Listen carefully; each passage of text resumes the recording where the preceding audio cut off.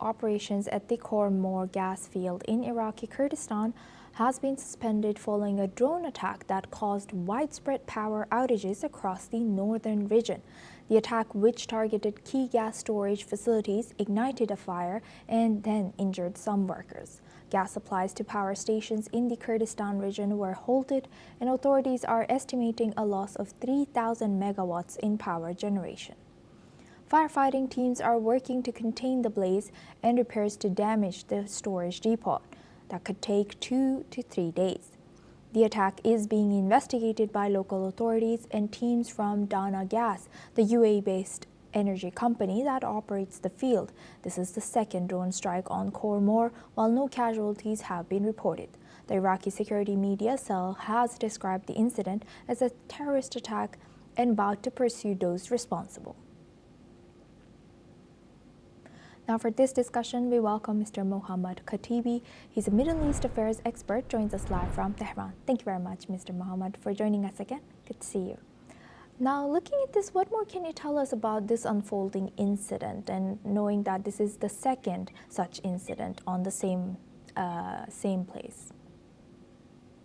So these kinds of attacks have been regular when Iraq was in political turmoil. And these kinds of attacks have political support from different groups. And I think that this attack is finding pressure and pressuring a small faction in the Kurdistan region, or people who are acting against the current prime minister of Iraq. So, as you know, there was an election in recent weeks in Iraq, and they are trying to choose a prime minister. And this is some kind of infighting, I think, and because there is no indication of what happened and who is responsible, there is great speculation that this attack is trying to pressure a faction in the Kurdistan region to seek power and help to choose the prime minister in a way that helps the Shia majority. So there is a very conflicting ideas about who is going to be the next prime minister in Iraq, and there are some nominees. For example, Shia al-Sudani, the current prime minister, Nouri al-Maliki, and Ahmed al-Shatri.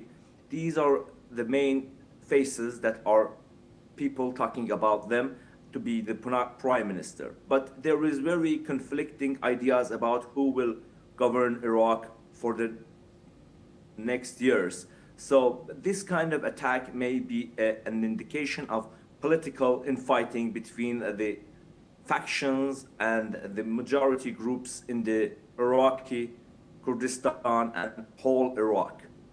Right. Although, as you've rightfully mentioned, that no group has claimed responsibility in Iraqi Kurdistan, and how is these kind of things, these kind of incidents shaping political negotiations between? Is there any political negotiation to begin with between the Kurdistan regional government, federal government, and the external actors involved in regional, especially you mentioned there's Shia minorities groups?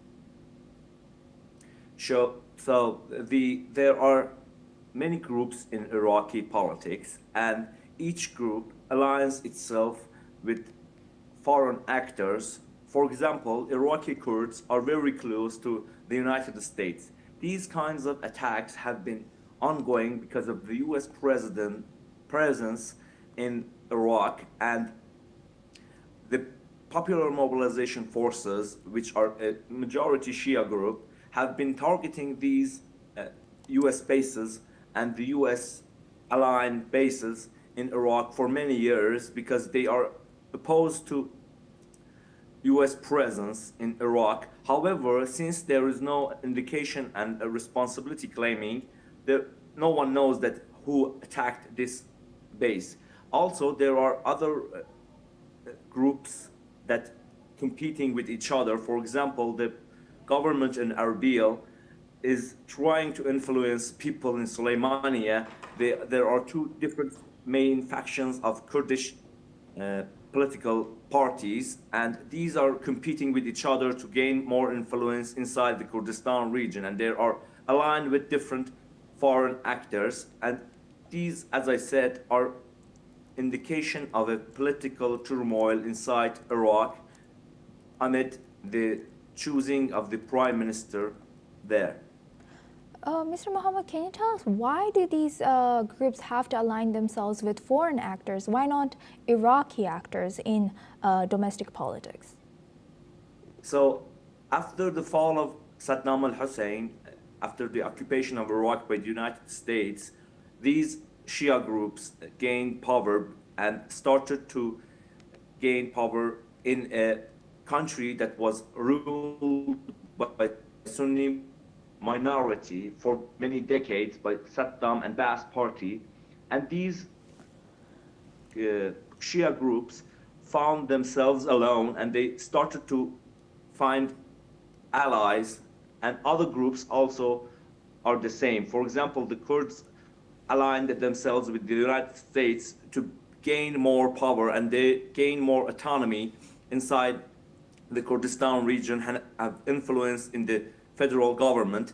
But the point is that nowadays, because of the fighting between Iran and the United States, these groups are even fighting more, and they are some other groups that want no one involved in Iraqi politics, and they are minority. But majority of the country aligns itself with foreign actors, and that is because of gaining more influence in Iraqi politics.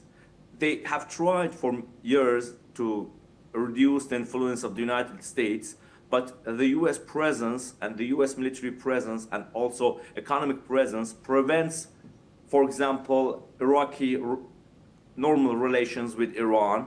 And because of the sanctions against Iran, Iraqis are unable to trade with Iran and trade gas and trade electricity with Iran. And because of that, the Shia groups who align with Iran are opposing the US presence, and they are fighting that. And those who want to weaken Shia majority, they are aligning themselves with the United States. There is a very big infighting in Iraq for many years, but in recent years, after the election of Soudani, the turmoil have somehow been calmed. But now that the election results have come out, the turmoil is being back. Yes, Mr. Mohammed, yes, you explained why Kurdish people in Iraq, what's their motive and interest in aligning with U.S. But can you tell us more about what is U.S.'s motive? Why is United States aiding Kurdish people in Iraq? So the United States, after occupying the Iraq, it went on to find allies in the region, and who better than the Kurds, who want to be an autonomous or a country by themselves, and they are against the Shia majority.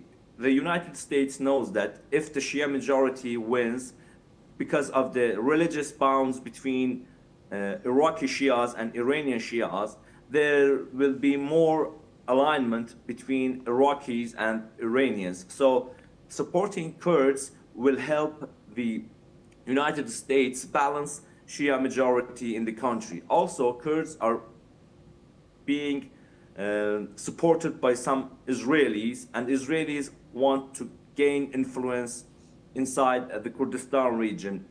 But it's not explicit. As we all know, there were many operations against Iran from the Kurdistan region by some separatist groups there, and Israel was behind those attacks against Iran for many years. So this is some kind of balancing act by United States to keep the pressure on the Shia majority and to influence it not to align much with the Iranians because of the religious bounds they have. Right. Thank you very much for sharing that, Mr. Mohammed Khatibi. Please stay with